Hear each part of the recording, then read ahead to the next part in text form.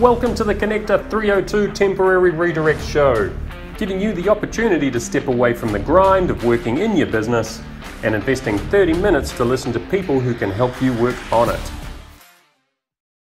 Here we are, another episode of the Temporary Redirect Show, and this week we have how to develop consistent content for LinkedIn that is consistently adds value and attracts clients with the amazing Chris Simpson. Mate, welcome on board. I'll give the little Chris Simpson bio first, shall I? Okay.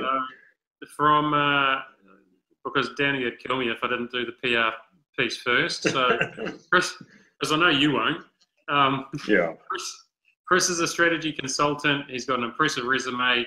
He works with CEOs, organizations, and boards to assist them understand the current economical and political world. He creates strategies regarding how their business can monopolise market failure and opportunity. And he also works with organizations to develop an engagement strategy to manage their and their organization's reputation at a thought leadership level and at a practical business development level. So that is the Chris Simpson spin bio, why you need to do business with this guy.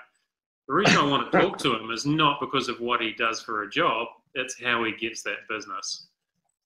Chris is one of the most prolific posters on LinkedIn that I know, and it's not just crap that he posts, it is a continuous stream of incredibly high value content that a heap of people get value out of, share, like, comment, and generally take advantage of. So welcome, mate. Welcome. I hope you can live up to the hype. Thanks, mate. Yeah. Yeah. So let's get some of the history out of the way first. You were born. You went to school. What happened next? Yeah, did all of that stuff. So. And ended up as a economic researcher in the research unit in Parliament back in the early days when New Zealand was going through quite a number of structural and economic changes in the very early 90s when the government had just been elected. So I was sitting there as a little junior kid with the likes of Ruth Richardson, Bill Birch, Rob Muldoon was still there. He died in 92. That's really poor. Really poor. And 99% of people have got no idea what that laugh relates to. No, and they won't. And then I was appointed as director of research. So basically, in a nutshell, a real research geek. Just really love reading. And when you are in research, in Parliament, you have to be across everything. So that's what I do. And when I left Parliament, I worked for the Japanese ambassador as a consultant advising the ambassador on economics and politics in New Zealand. Ended up as the chief exec of the Property Council of New Zealand in Auckland, where we looked at changing cities and how cities should be. And then sort of ended up as a senior trade official for the Australian embassy in Wellington. Because I wanted a bit of foreign affairs experience, but I wasn't expecting it to work for Australia, so Australian foreign affairs and trade rather than New Zealand. And then it's pretty much since then been out on my own just as an independent consultant. And as you just sort of, adroitly read up my bio, which I think was autocomplete by the robots, whereas what I really wanted to say is basically I'm a walking think tank, that's what I do. But you have to put a few more words in that. So yeah, that's a bit about me. Cool, mate. So LinkedIn is for my business and for my strategy. LinkedIn is a massive part of our business. I unashamedly tell people what I think about LinkedIn and the power of LinkedIn, and we worked out that last year it contributed around 200K to the top line revenue of our business. The business we brought in just through LinkedIn activity. And so I'm a massive fan, I am a massive advocate for people using LinkedIn, sharing content, but in a value first methodology, which is where I've become a raving super fan of yours, and Right. and this is really just a sneaky way for me to go. I'm going to rip the shit out of what Chris Simpson does and find out how I can do what I do better. Well, Tell me all your darkest secrets. Well, seriously, there are no dark secrets. It's like I've spoken a lot at LinkedIn events and a number of business audiences. Like, what's the secret? It's like life. There's no secret. It's just perseverance and hard work. And all I do is that again, I read widely, because that's what I do. Because I've got to know pretty much everything and be able to share everything. And there are things there that I see that I just can never monetize, but I think it's a really good idea, so I'll share that. And it's the sort of thing whereby the quid pro quo for me is that people go, wow, he's actually helping us think, helping us to understand, making it clear about things. And what that means for me is that people then sort of, from a LinkedIn perspective, come to me from a work perspective and say, hey, we really like what you do, really like how you think, we'd love to engage you. So by giving away IP and doing it consistently and doing quality, so that's pretty much the secret. It's not really a secret. Cool. Well, we're done. Thanks for being on the show, mate. Thanks. Hey, I cut to the chase. That's what I do. Which is why I could never do motivational videos. I'm like, punch the air and you can do it. Do this, follow my 18-week step plan. Like, seriously. Take us through a day in the life, or more to the point, a post in the life of Chris Simpson when it comes to LinkedIn. Where do you get some of where do you see some of these opportunities? Where do you get some of the statistics that you come on? I know I'm a massive fan of Statistics New Zealand as well, and I don't get on that site often enough. But let's just say you come across maybe a recent example of a post that you've done, and the process that you went through from where you saw it, and the thought process that went behind it, any other research that you did to support your idea. Right, okay. Okay, so sometimes a post, a minimum will take me a couple of hours to write a post, a minimum. There are posts that I've written that have taken me a couple of weeks to do the research behind and the thinking. And so coming back to a post that I'm really proud of, that's probably got the least views ever, was one about behavioural economics, and that there should be a behavioural economics group in Auckland.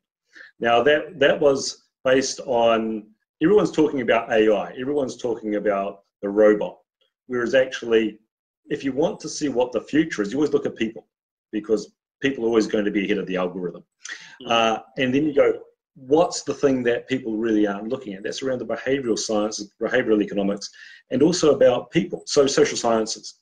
And so what I did there is that I looked at who's doing behavioural economics in New Zealand in a group, and like say in a LinkedIn group.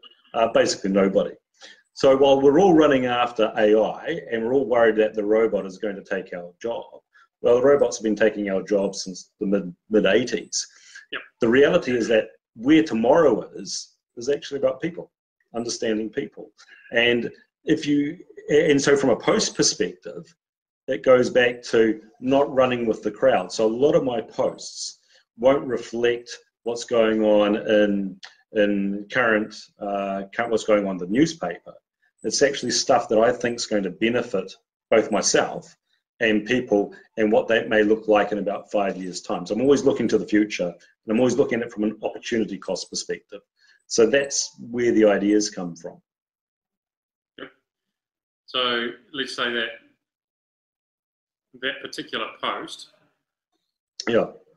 was that all a thought piece, or did you get some stats from somewhere to support it? Yeah, no, I did a lot of research to get the stats behind it. So it's very rare for me to write a true think piece from an opinion perspective. I write think pieces based on statistics that back myself up, and because I'm a creature of research, I really don't like having my ass hanging out there if I've got the wrong material.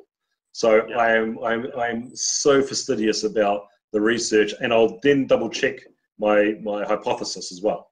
I will then go and search, do people think this is nuts or do they think it's right? So always very careful about what I post. At the same time, it doesn't mean that I get it right all the time though, which is why I really enjoy, hopefully, my little part of the LinkedIn universe, that people feel safe enough that they can actually engage with me and realize I'm not going to be an arrogant ass that's going to bite the head off and say, actually, I'm morally superior. It's actually, I actually hadn't thought about that. That's a good idea, because that's who I am. I don't know everything, contrary to what my wife Danny's saying. So what are your go-to places for stats and research? So definitely Stats New Zealand. I use quite a bit from the CIA Fact Book, which is a really useful statistical place. I use Australian statistics, so the Australian Bureau of Statistics is really, really useful. I'm a heavy user of an organisation called Trading Economics, which really has got a very good database of aggregates around the world. And is that a paid platform or a free platform? What's that? Sorry, cut out. Have you got a membership? Do you have to pay for membership for that, like on a subscription No, basis? no. There's so much free stuff out there. It's just knowing what you want and knowing where to look for it. And also use a lot of the World Economic Forum's reports as well, of course, as I said, Stats New Zealand stuff. But again, you've got to know where to look, because they're not intuitively easy. So. Yeah, and sometimes I know this is something that I've done from time to time. If I'm struggling for inspiration, I will I'll reverse engineer my process reverse my process where sometimes I've got the inspiration and then I want the facts to back it up. Sometimes if I'm struggling for inspiration, I will actually go to the likes of Statistics New Zealand and I will just play and just read shit that is interesting, and then I'll go, oh, there's an opportunity there. Yeah. Let's talk about that. Yeah, and it always comes back to when I'm writing, and I very much treat LinkedIn like my own journal. When I'm writing, I'm always thinking, what's in it for me?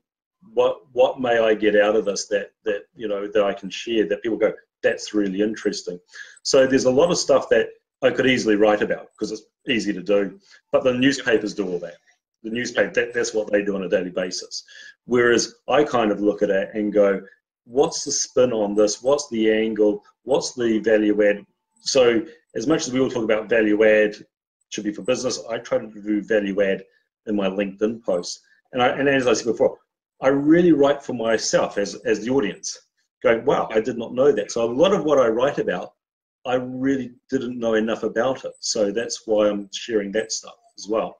There are some other posts that I write because I do know that stuff, and it's quite useful to help people out, especially around the politics, around political posts. Yeah. And I've got a slightly different take on you. Right, okay. No, versus the newspapers. So the comment you just made was, the newspapers do that, and they talk about the current stuff and, the da-da-da-da-da. Where I think the difference between you and the newspaper is the newspapers are always pointing out the negative. The newspapers, bad news sells, good news doesn't. Where that's right. a lot of the stuff that you produce that people get huge value out of is you are just giving away opportunity or helping people see opportunity. And some of it is just so slap you in the face obvious when somebody like you does a bit of research, eloquently puts it on paper and pushes it out there, that you go, oh, man, it's just such common sense. But I think that critical thing is the way you go about the research and the way that you write is the key to actually making that seem common sense and simple and things like that. So I don't think many of us have got the time, energy, or patience, or maybe the time, but not the energy or the patience to spend 2 hours minimum on a single post. So, that alone is incredibly valuable in regards to understanding thought process, the amount of time, effort that you put into these things, and the value that you're literally giving away. Yeah. Well, again, sorry. Yeah, I was saying, what does that actually ended up meaning for, is LinkedIn your primary source of inquiry in regards to, you go out there and add all of this value, you post your thoughts, you identify all this opportunity, do people contact you directly through LinkedIn? Do they come and say, look, Yeah. I've seen all your LinkedIn posts, da, da, da, da. You know, Yeah. are there any other channels of self-promotion that you use to win business, other than your network, obviously, which is extensive? No. Yeah, no, I don't. It purely is, I use LinkedIn as a living, breathing curriculum vitae. So rather than just having a curriculum vitae, it actually is, this guy's consistently producing good quality work, we trust him. And I had one client just out of the blue say exactly that. We just trust you already. And I think that's the wonderful thing about LinkedIn, because it's business. It's the only social media I use. I use Facebook just for whatever the kids are not doing, but I really use LinkedIn just purely in a very professional business way. That's it. And that's what I'm finding, is that the biggest thing in business that we all know is trust. And like what you do on LinkedIn and what you do here, we're building trust. And I think that's really important. And I'm really genuinely surprised at how few CEOs use it in this way. So that's how I approach this LinkedIn from a social perspective. Yeah. So really, you know, brand Chris Simpson is what you see, what you get on LinkedIn. Yeah. Yeah, I absolutely. Nothing else other than that. And it just goes back to my training. When you're a researcher in Parliament and when you're director of research, you have to pump out copious amounts of stuff that has to be of a quality that can be read fast.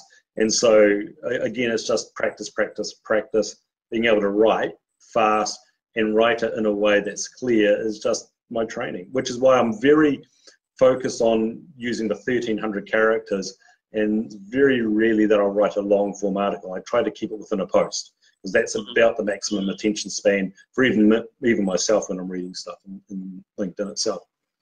100%. So if you could give any absolute critical keywords of wisdom in and around writing quality content, what would that be? Just don't do what everybody else is doing. Write something that genuinely adds value. So we all hear that you must add value to your product. If you're writing, you are your product, add the value.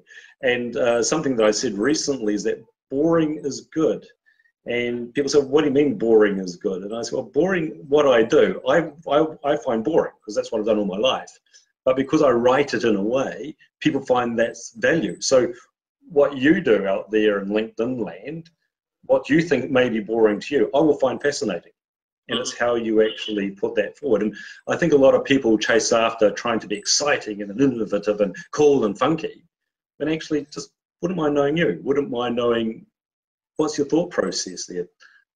Did not know that. So again, be what you are. And as I said, like, you know, I'll never make millions out of it, but boring is good from that perspective. It's actually a fascinating insight, because it is those things that we do day in, day out that we find probably tedious. Yeah. And those are actually some of the critical pieces of IP around you as a person and the role that you do. Because you do it so often, you become the expert in it that people look at and go, oh, damn, I wish I could do that so simply and so often. Well, that's right. That's exactly right. Yep. You know, and it's like I'm not here, and I'll never ever be a motivational speaker up on stage, but I am that kind of speaker that actually challenges you to think for yourself. Yep, absolutely. That I think adds value. One thing I'd loved, if we could, after this, and I'll put this on the blog and I'll put it in the comments below. Maybe if you could share those key sources that you utilize again to do that research. Happy to. And what we'll do is I'll share the links with everyone. Happy to. They can check out those sites and bits and pieces. And you know, for me, this is challenging you out there, all you wonderful watchers, listeners, and everything like that. Is the key is actually taking action. Yeah. That's one of the things that has led to massive growth in regards to my business and what leads to consistent work for the likes of yourself and everything like that as well, is we do this stuff, if not every day, very, very consistently and regularly, and we consistently try and add value to those that are in our ecosystem. So while I think it's great that you and I can sit here and I can extract some of these golden nuggets from you in regards to where you get some of your information, how you do your research and what you do, it means jack shit if you out there don't do anything with it. And I'm a massive believer that it doesn't. I don't care if you pick my brains. I don't care if I've got somebody coming around next week and I'm going to talk to them about how to do quick and dirty videos that work. Because I'm a big believer in one take. I love it if more people were doing the sort of stuff that I'm doing and they're getting success. Just like I would love to see more people doing the sorts of things that you're doing and sharing great insights and helping people uncover opportunities out there. We don't have a monopoly on this sort of stuff, and there is enough to go around. And it will get rid of a lot of cat videos and bollocks that we see anyway. Yeah. Although I hear cat videos sell, so maybe I should do cat videos. Well,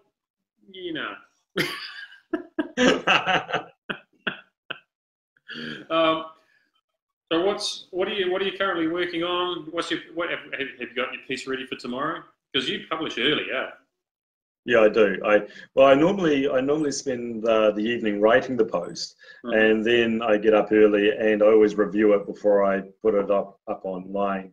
So tomorrow's post actually is about leadership. So it's a little bit about that I sort of spoke about just now, that I'm surprised at the lack of sort of CEOs here on LinkedIn.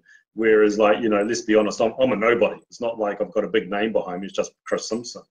And I'm thinking, imagine if you were a CEO of a New Zealand corporate and you were doing this sort of thing consistently and sharing ideas, how much interaction you generate, not only for yourself, but for your business. So that's what I'll be talking about tomorrow. I think that's an opportunity to talk about that and back it up some statistics. So.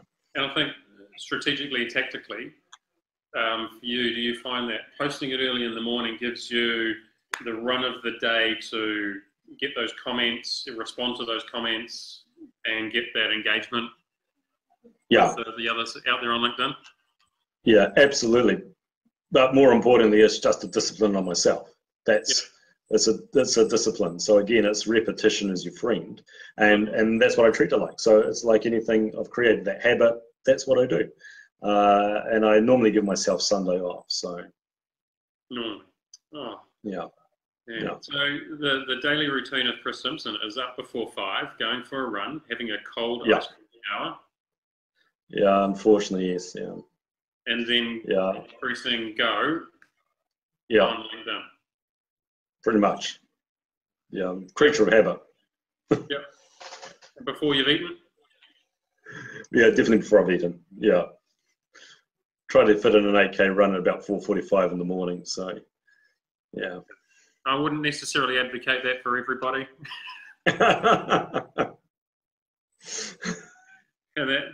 However, I think the key point there is discipline and routine, yeah? Yeah. So when it comes to being able to, surprise, surprise, what is this all about? How to deliver consistent content. Yeah. You know what? You just need to be consistent. Consistent. And that's something that Parliament teaches you, because Parliament's run by rules. So ignore the politicians and the politics. Behind the scenes, the mechanics is all run by time. And so I just apply that discipline to my life. And and just look here on LinkedIn, it seems to be working by engaging and hopefully helping people. So Oh, absolutely. Well, you've got a freaking business. True. That's true. Your entire business development strategy is predicated on posting at least once a day, each day, high quality, consistent, high quality, engaging content that adds value to other people where they can identify opportunities. Correct. And strategy. Yeah. That is pretty much the entire strategy. And every post I write, it has to be about business. So even the personal things that I will write, and they're the ones that really take off, are always about a business value, rather than, you know, I woke up today, I had a dream, and I'm fucking awesome. You know, that doesn't add any value to anybody. So I don't write like that. Yep. No, totally. And so I just really want to wind the clock back and just emphasize that point, because there are businesses and consultants and consultancies out there that spend thousands and thousands and thousands of dollars every single month on AdWords, on PR, Danny, on lobbying government and everything like that. But rather than invest the money in the spin, you know, and you've got the skill set behind you, that cost for you is time. That's right. That's right. But it's like anything. If you love what you do, and I love what I do, I don't view it as time, because I'm learning. That time I spend researching a post, I'm actually learning myself as well. I'm going, wow, and that keeps me thinking. It keeps me relevant too, which I think is important for any of us. Yeah. So look, I think that is absolute gold. If and it's not motivation for somebody who is new to business, to starting in business, to, you know, if they've left the corporate gig and they're going into the consulting game and they're on the bones of their ass, right? Just fucking put the effort in and create content that is going to be attractive to your target market. And it's not a case of build it and they will come. You need to have a strategy and a thought process behind it. But Correct. This is an absolutely genuine way to attract clients that will engage with you. Pretty much. That's how it seems to work for me. And again, there's no secret. Yep. And the other thing that people forget about, it's social. So enjoy and engage with the comments as well. Yes. Like, I personally hate, and I don't follow people that I find quite interesting, and then you write a few things and they don't engage with you back.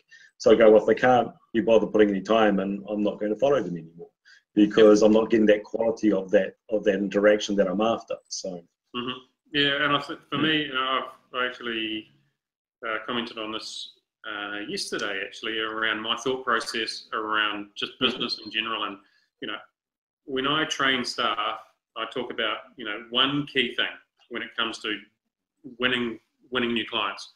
People want to do business. I talk about the LTV of a client and the LTV of yourself, and that's people want to do business with people to get their lifetime value of the client, and to maximize that, you need to have your LTV, which is they need to like you, trust you, and they have to value your opinion. Yeah. And so they might value your opinion, but if you're an arsehole, you're going to miss out on a big chunk of the market. And so that's right. Likewise with that LinkedIn strategy, if you post some great content and then you just go cold and ignore everybody, they're like, whatever. So the critical part of that is the like piece, to continue to engage with them and to build an online, you know, build that relationship and engage with them. Correct. And also, like somebody like me, ask me questions. Because that means I can expand on things that I didn't realize that somebody might be interested in. So I'm quite happy to do that. Yeah. Yeah. No, love it. I know you have another appointment that you've got to get to, so I'm very, very conscious of time. So, mate, I really appreciate you taking the time out to share these gold nuggets of wisdom with us. Looking forward to catching up with you again very, very soon. Yeah, looking forward to that too. And I am sure we're going to have a bunch of follow-up questions from this that I'm going to, as I do each week, people message me and say, can you get this, can you do this? Thank you very, very much once again. Catch up with you soon, and we look forward to seeing you posting more amazing content on LinkedIn. Cool. Thanks for the opportunity. See you later.